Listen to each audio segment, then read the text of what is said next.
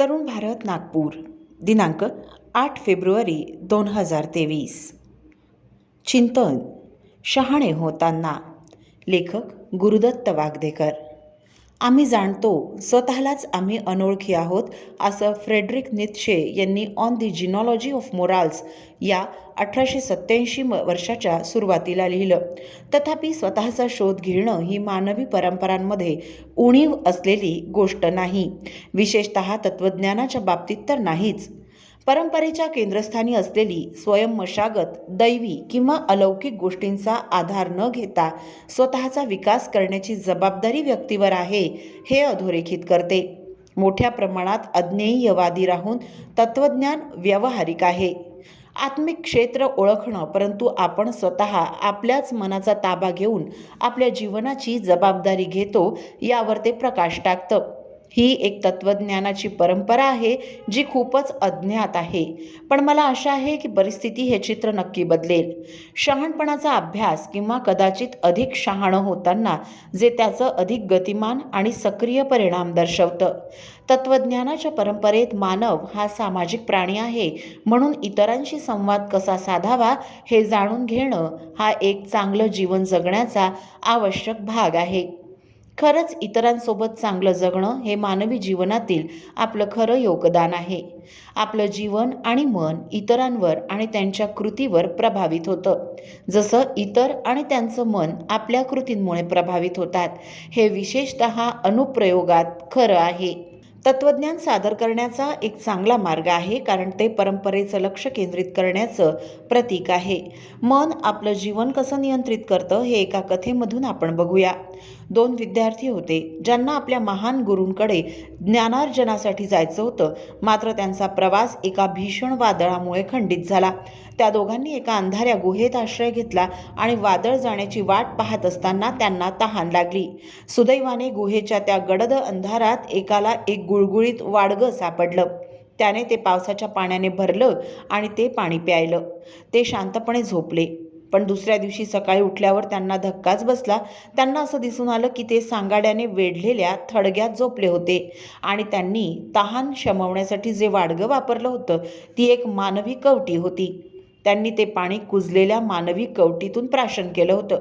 या अनुभवामुळे एकाने या प्रसंगाचं अचानक ज्ञान असं वर्णन केलं आणि तिथेच तो राहिला. त्याला खात्री होती की वास्तवाचं स्वरूप समजून घेण्यासाठी त्याला दूर प्रवास करण्याची आवश्यकता नाही, तर त्याचा सहकारी गुरूंकडे मार्गस्थ झाला.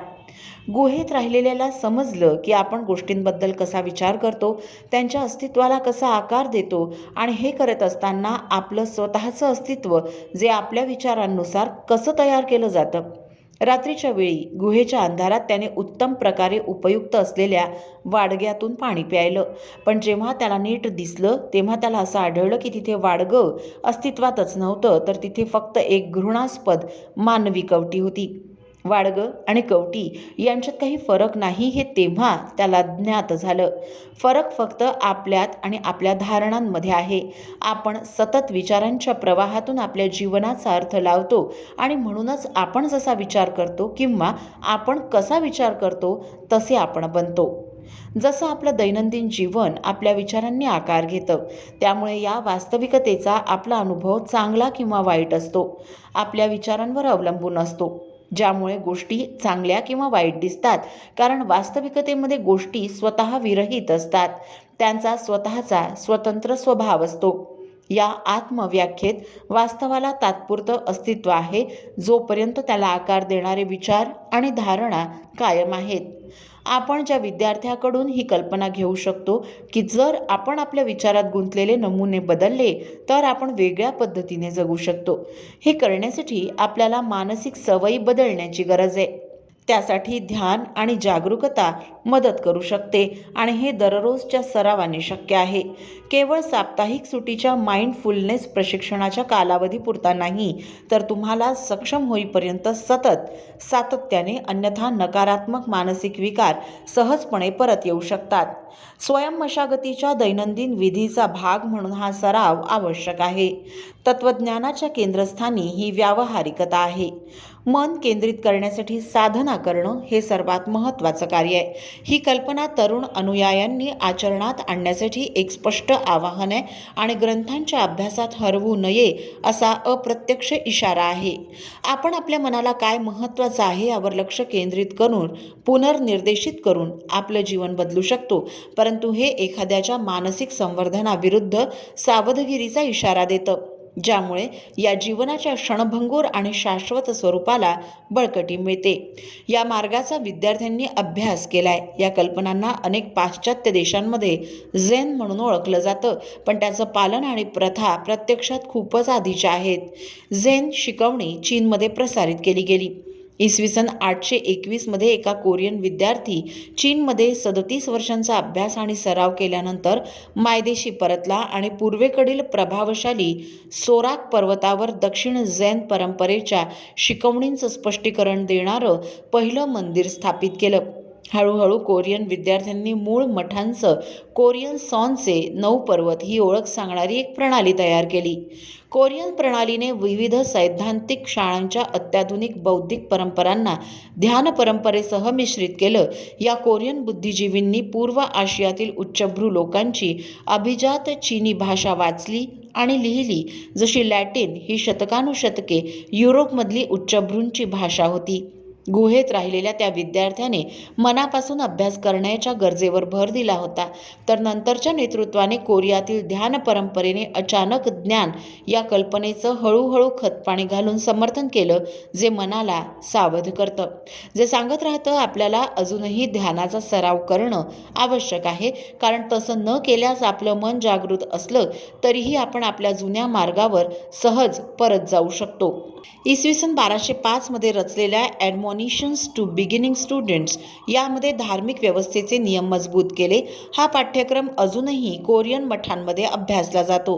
त्याचे सर्वात मोठे योगदान म्हणजे seen of cultivating the mind हे आहे.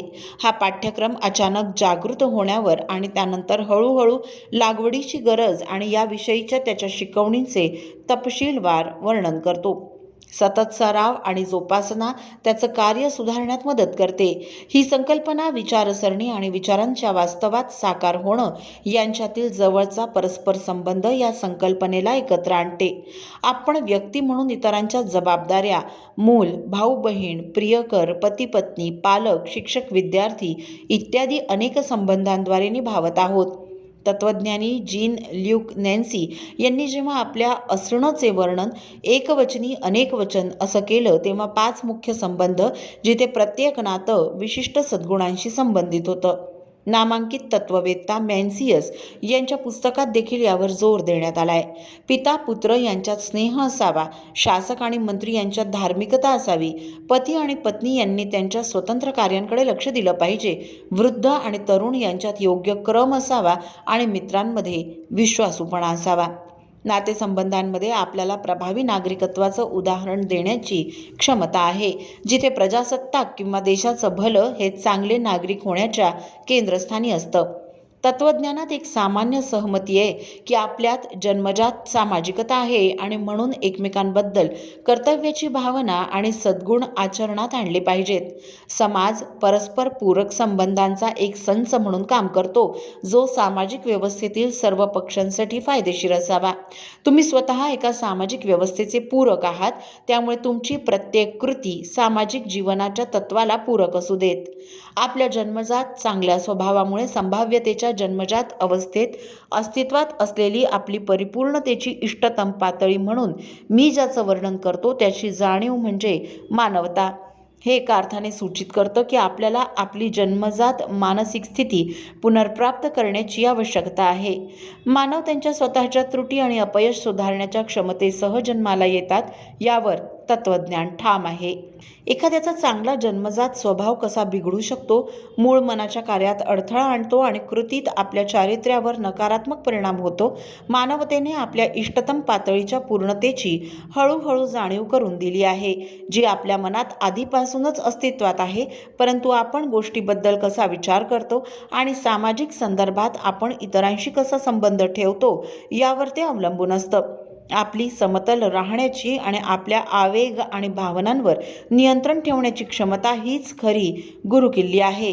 या संज्ञेचं भाषांतर अनेकदा गंभीरता किंवा माइंडफुलनेस असं केलं जातं आणि ते एखाद्याचं जीवन निरोगी रीतीने जगण्यासाठी, मनावर नियंत्रण ठेवण्यासाठी सतत प्रयत्न करण्याची गंभीर गरज ओळखतं.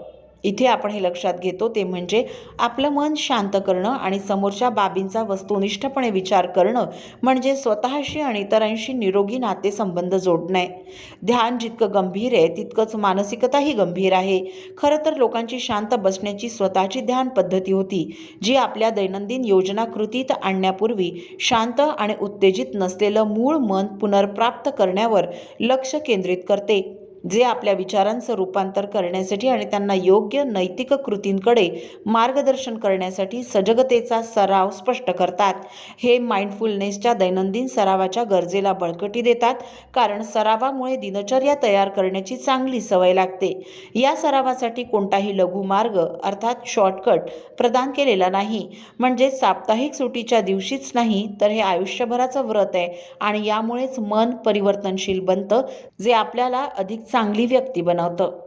चिंतन या सदरातील गुरुदत्त वागदेकर यांचा हा लेख आपण तरुणभारत.net या संकेतस्थळावरही ऐकू शकता. असेच अभ्यासपूर्ण लेख ऐका फक्त डिजिटल तरुण भारत सोबत. त्यासाठी आमच्या YouTube चॅनलला लगेच सबस्क्राईब करा, लाईक आणि शेअरही नक्की करा. धन्यवाद.